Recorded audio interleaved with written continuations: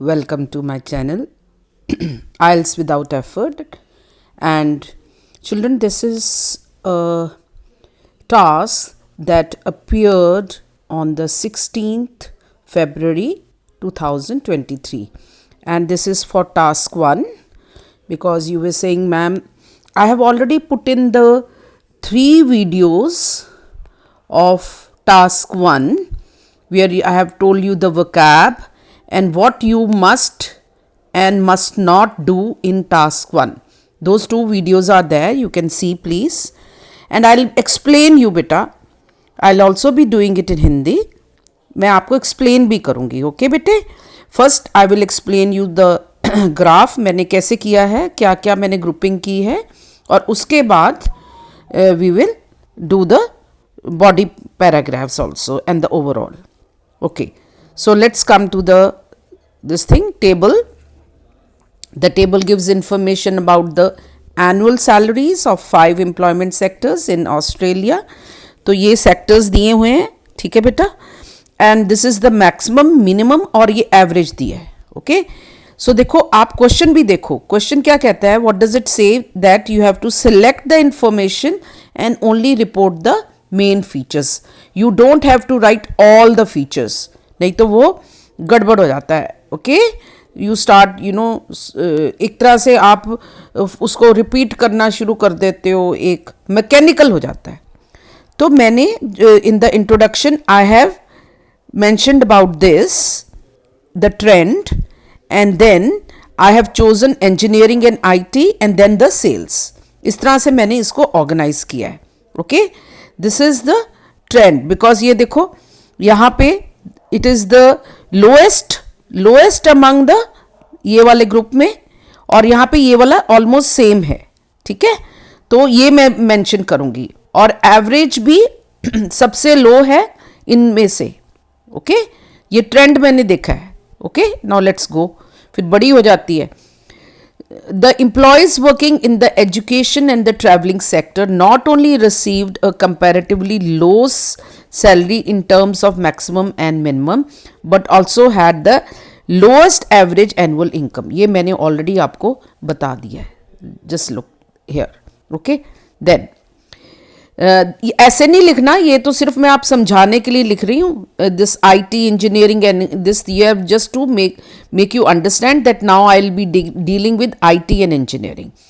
In engineering sector the highest annual salary was 14508, जो भी है 1 lakh something, and this much more than the IT and the communication sector. ये देख लो यहाँ पे दीज टू.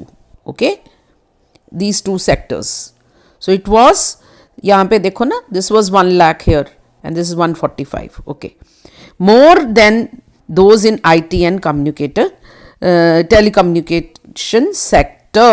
ये वाला, ये दो engineering and ये वाला याद रखना. Okay, the lowest annual salaries in these two sectors was nearly the same. That was nearly मैंने लिखा है, और अप्रॉक्सीमेटली यू कैन से, और होवर्ड अराउंड भी लिख सकते हो. अब ये एक्सटेम्पो तो चलता ही चलता है, hovered around was approximately this, और अप्रॉक्सीमेटली टच्ड दिस, और रीच्ड दिस. अब ये एक्सटेम्पो चलता है. I can't do it, I am a teacher ना, ब्लड में है. ये सेल्स नहीं लिखना, this is just to make you understand. Nobody says like that, आपको ऐसे कोई बताता नहीं है. The biggest gap between maximum and minimum existed in sales. See the maximum, ये देखो कितना गैप है, देखा ना, 1216 और यहाँ पे 27. Okay, and while the maximum was highest among all the sectors, sorry for the slip, मैं कोई नहीं वो करनी है एडिटिंग. ये देखो highest है ना, ये देखो highest among all the sectors, reaching up to, देखो reaching up to, touching up to, okay, reaching a peak of, ये सब मैंने बताया हुआ है, this much Australian dollars. The minimum was lowest compared with other sectors. मैंने ना ये चालाकी से लिख दिया ताकि उसको लगे मैं कंपेयर कर रही हूँ with only this much, with only this much, है ना. Touched the lowest, was lowest compared to, okay, anything you can use. फिर मैंने एजुकेशन एंड ट्रैवलिंग लिया, just to make you understand. ऐसे बीपी नहीं शुरू करना है बच्चा, मैं आपको सिर्फ समझा रही हूँ, इसलिए मैंने ऐसे किया है. आगे से मैं ऐसे नहीं करूँगी if you get confused, but this is just to make you understand. Comment में बता देना. द लीस्ट नोटिसेबल गैप्स, ये देखो, अगर गैप बहुत कम है तो आपने ये वोकैब यूज़ करनी है.